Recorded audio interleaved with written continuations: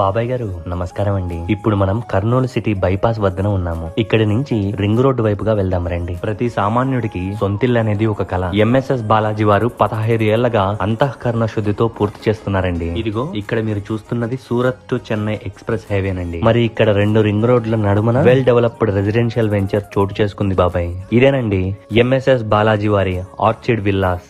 మొత్తం 14 ఎకరాల విస్తీర్ణంలో కొలువైన సరికొత్త నగరము.